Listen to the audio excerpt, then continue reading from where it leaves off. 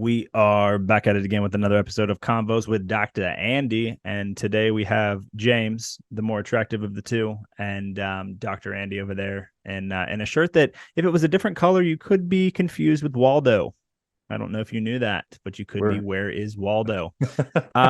So let's talk about walking, right? You and I both agree. Before we hopped on here, we said this, and you and I have always agreed that walking is solid, right? Walking yeah. is good for you. Walking is positive. You should be walking, right? Yep. But walking is not the end of the road at all, No pun and intended. should not, and should not be, right? Correct. No, it's like you said it beautifully before we hopped on. It's the floor, not the ceiling. So why is it that we're conflating long-term walking or walking over time with being sufficient workout wise? Why? Why are we doing it? Man, I personally I think that it's the path of least resistance, right? People want to just do the bare minimum. And this isn't just in regards to exercise. There's some outliers, right? That kind of want to go above and beyond. But for the most part, if somebody came to you and said, "Hey, Andrew, you have to work 1 day a week, right? 8 hours, and I'm going to pay you $1 million for the rest of your life to do that." Are you kidding me? Yeah, of course. What am I going to say? Like, no, I think I want to work pay me the same, but I'm going to work, 5 days at that schedule, right? So there's always this urge for us to do, and it's in our primitive neurology. Like our brain doesn't want to spend more energy than it has to, right? And you can correlate your brain with your body because they're one and the same, right? So the path of least resistance, I think that for whatever reason, when all these studies came out that talked about like 10,000 steps or walking 30 minutes a day, is the equivalent of reducing like a pack of cigarettes of smoking a day on your body, right? As far as health, for one, there's a lot of metrics that go into that, because James, your body is different than my body, which is different than somebody listening to this, whatever. We're all 8 billion plus people, we're all different. I think that it comes down to uh when these studies came out, it showed a positive effect on health, right? And the fact is, not everyone lives the same. And so some people benefit more from just walking. Other people need to do a little bit more. But we all, I think, can conceptually agree with the fact that, okay, in this case, a little bit is good, right? But appropriately increasing that a little bit more, right, in the appropriate metrics over time is better. And what I mean by that is like, yeah, walking, great. If that's what you can do today, go out and do it, right? Whether it be 15 minutes, 30 minutes, 45 minutes, 2 hours, whatever you can handle, great. But if you can start to learn, maybe run, or I'll say jog, right? Migrate towards that. And then all of a sudden it becomes like, hey, I'm going to try playing a new sport that causes me to change angles, right? Problem solve with my body. Yeah, go do that. And it doesn't mean that you need to go and have this goal. I'm going to go become this, professional athlete or high performing, specimen of a person or whatever it is. Or even if your goal isn't to go run a marathon, it should be that we should understand that walking is the floor, right? Not the ceiling. It's the bare minimum that we should be doing. Yeah, and the only caveat there is that you're able-bodied, right? That you don't have something preventing you from walking, right? Of course. Like, Yeah, of course. that's something I think we have to say. I mean, it's silly that we have to, but just to be clear, if you're in a wheelchair, we don't expect you to walk. Okay, You don't. should still be out there rolling, You should be right? doing Using your something. arms. Yeah, Yeah. you should not let life put you in a position where you don't try to do something, right? Right. Andy, when your back is injured, right? You don't even though sometimes you may want to because it's annoying to be in the gym, but you don't just sit around and not do anything, right? You go and you figure out ways for you to move, Yeah. right? Even whether it's chest supported, back supported, what have you, or do some isolated other work, upper Mhm. body, lower body, knee down, what have you. You find a way to move so that one, you can keep your sanity, and two, you can have some sort of a pride that you're getting after it regardless, right? Yeah. Like you don't just stop. Right. So the call here is that if you're not walking, it's time to walk, right? You talk about cardiovascular disease risk, right?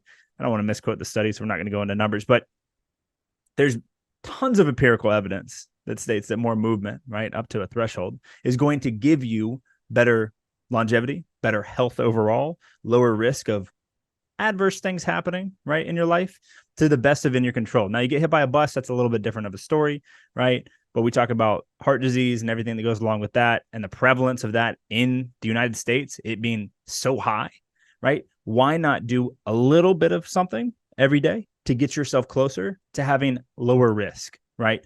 All other things excluded. There's obviously other stuff that goes into it. But I think that the interesting thing here is that we kind of have an opportunity not only to lower overall risk there, right? But then also progress ourselves. You mentioned problem solving, right? Mm-hmm. When you get on the pitch, when you get on the field, or you get on the court, right? You're talking about, you mentioned earlier, hey, a kiddo, when they're first learning how to walk, has to problem solve. Andrew Molderman's today doesn't have to problem solve when he walks, unless you have an injury, right? And then you're trying to work around it. But why not put ourselves in position, whether you're an adult, a kid, a teen, wherever, to get better? Because, I mean, it's not quantity of life that is necessarily the goal here, right? It's more quality within the quantity, right?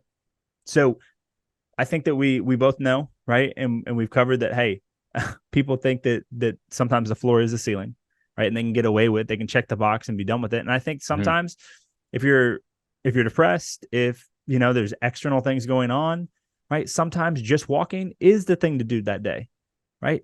But it's a floor. It's not an everyday thing. It's a go out there and give it your whole ass, right? And some days that looks like just walking. Some days that looks like breath work. Some days that looks like a combination of the two. It doesn't look like any weights.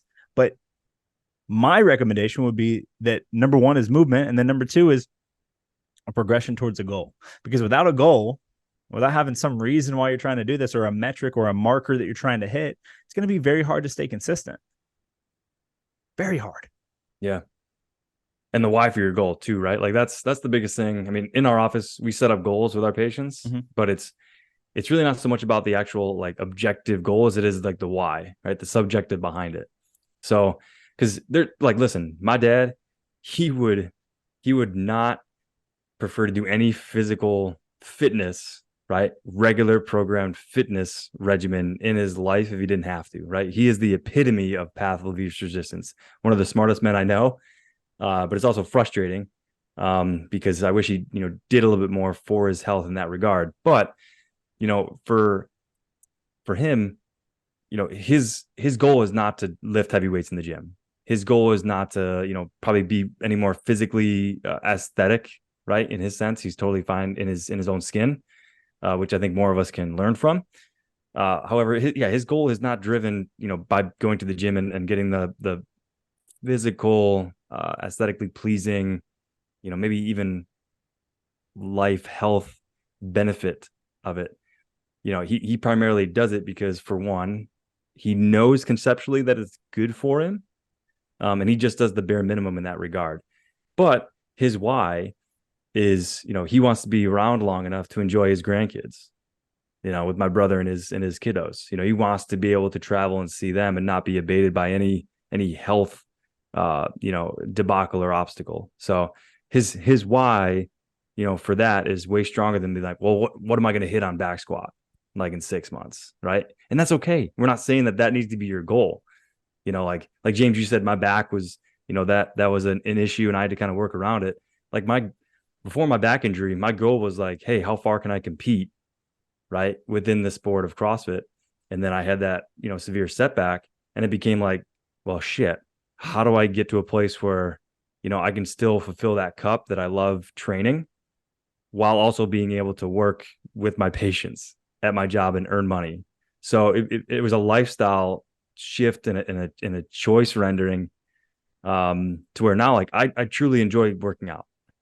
Like, I enjoy it because there's no stress of me having like this I need to get to this level in order to compete with these other athletes. Right.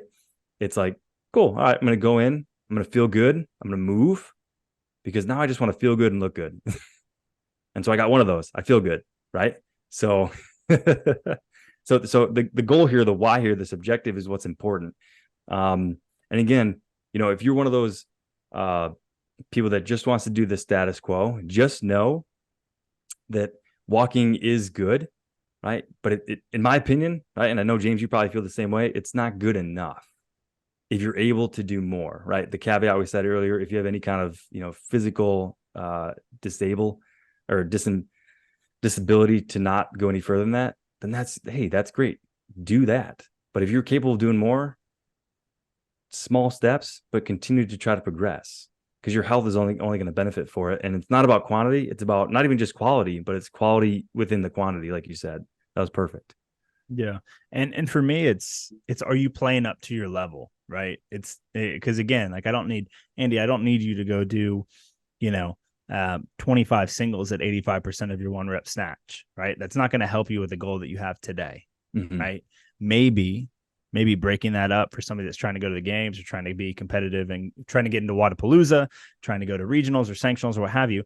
Maybe that's a goal for them. I think that it's what capability do you have at this present moment based on your mobility, your time, et cetera, et cetera. And are you pushing the limits of what you have? It's not about like my journey versus yours, right? Mm-hmm. If you have wild overhead mobility and you're not having back pain, can you improve your overhead position with overhead squats? Can you improve your deficit handstand push-ups? Can you improve your hypertrophy, right? And your overhead press, right? Can you improve the things that you want to with the capability that you have today, with the time that you have today, with the direction that you could go? Like, are you checking off the boxes with intention more than you are just like going through the motions? Because if you were to tell me, hey, today, hey, James, I'm done lifting weights, I would call you an idiot, you personally, because I know what you look like in the gym. I know what your understanding of kinesiology and biomechanics is. I know that you have the ability to progress and be toe to toe with Marcus Filly, right? As you age. Why? Because y'all both know a lot. He's competed at a very high level, right? You have probably more understanding of biomechanics and kinesiology than he does, right? You have the ability to continue to improve. And that's no knock on him and no knock on you for him being a better athlete. Like, it is what it is, right? Yeah, I'll take that slight for now. Yeah, cool. yeah. We'll address that later. You're here and y'all are like this right now. I think that the problem for me is that if you're not putting in the time to get better, when you know that you have the time and you have the goal, but you're not willing to do what you need to do to get there. And I'm not talking about injury or what have you. That's a problem for me, right? If you're on the couch and your BMI is 30 something, right? And I don't even like using BMI necessarily, but it's something a lot of people understand, right? A lot of people walking around because they're GPs, throw their BMI in their face and like, you're fat, and like, all right, chill out.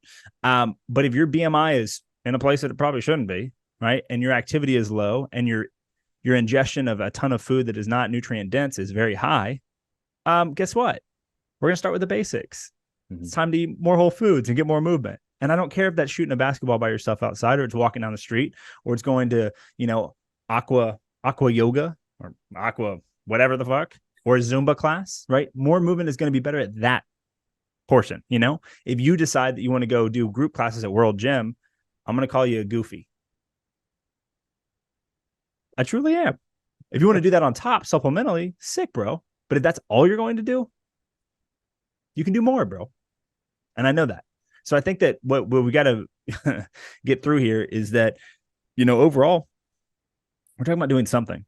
And once you're good at doing something, let's do something better. And once you're good at doing something better, then let's progress that to the next thing that's going to challenge you. Because if you have an ever-moving goalpost of outcome goal, but you celebrate the process, you'll continue to progress forever. And an injury, a setback, a roadblock won't stop you. Because the goal is not that, oh, I'm going to snatch this much weight. Like, that's just a performance metric on your way to where you're trying to go, which for most people is longevity and feeling good, looking good. Realistically, they say they want X, I want X score in Fran. I want to score in the Open. Most people don't really care about that outside of how it jerks them off in their own gym. I more so want to look good, feel good, be stared at by their partner, be told that, hey, yo, you're hot when you drop the drawers, right? Like, that's what people want. Not everyone, but the primal man inside of me. That's what I want. Partner to look back at me and say, yo, I'm like, you are dinner, right? That's the kind of vibe that you want to be on. That requires you to do things that are uncomfortable today to get more comfortable over the long run with yourself and and put forth the, the person that you could be. I think that's important, man. Yeah, no, I agree. I mean, and I'll leave it with this too. Simply, like I said, again, walking, great. It's the floor, right? Not the ceiling. Mm-hmm. And then two, most of us, when you're attacking something new, right? A new task or a problem, right? It's going to take a little while to get better at it, but as soon as you do, like you said, for me, like I'm pretty good at walking. Can do that probably without thinking with my eyes closed, right? So, uh, people that I'm thinking about, like moms out there, grandmas out there, grandfathers out there, right? People that are a little bit older that either are in full-time careers, right, and don't have a lot of time for the gym, or if they do have time for the gym, it's never really been a staple of their primary habits, right? So think about picking up your grandkids or doing some yard work, or doing chores around the house, or just activities, right, that go out of the landscape or the scope of just walking. Mm-hmm. If all you ever do is walk, how does that, as a biomechanist, right? That's better than nothing, but that does nothing to teach your body how to properly and effectively pick something up off the ground, such as a dangerous instrument that you need to get out of the way, or picking up a child that is all of a sudden darting to go out the door and you got to protect them from running out in the traffic, whatever it is. If you're not kind of prepared to do those type of movements, whether they be in a controlled environment or in a stressful environment like that, you're putting yourself at a more adverse place to get hurt, right? Than you are if you were to do those things. And like you said, James, it doesn't mean you need to go into the gym and overhead squat 315 pounds, or snatch 225 pounds, or do a Metcon, or go train to do a marathon. It just means that movement, right? Like if all you did was walk linearly, right? You're relegating yourself to just getting really good at that. The moment that you're asked to step outside of that, like step off of a curb, right, or do one of those aforementioned examples, it's kind of a crapshoot, right? Your body has to literally learn in real time. So the best you can prepare yourself to handle those situations outside of just like obtaining goals, the better you'll be. So, and it doesn't require fancy, memberships, long hours in the gym, 6 days a week. It doesn't. If you just want to go do yard work, right? Just if you don't know how to pick something up off the ground, or dig, or spend time bent over, hunched over, digging, trenches or holes, or gardening and all that stuff, right? Then maybe it would be a good time to go to a gym, right? And just put your body under some load and stress to develop those tissues. So, and maybe you do that for a period of time so that you learn how to do it from somebody who knows what they're doing. And then you're able to do it on your own, right? And it's all investments into a health bank, right? So this quickly, just to finish, everything's either an investment in your health or a withdrawal. So walking is like putting pennies into your bank account every month, every paycheck, right? I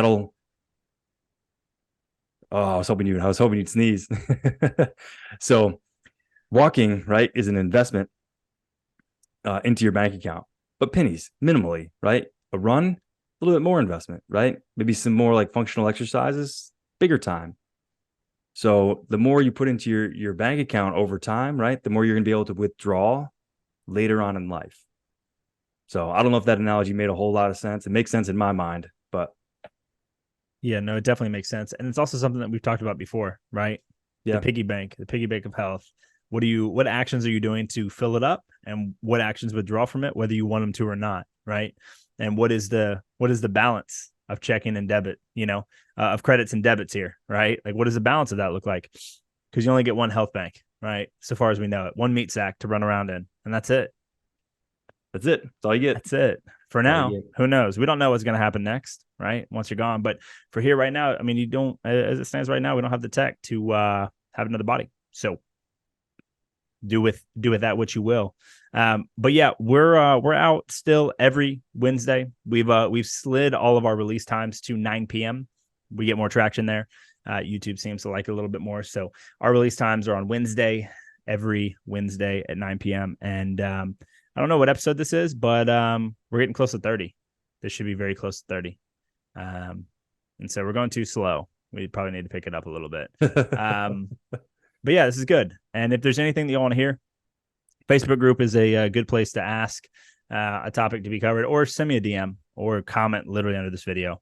Any of the three. Easiest for you, doesn't really matter. And we will see you next time. Peace.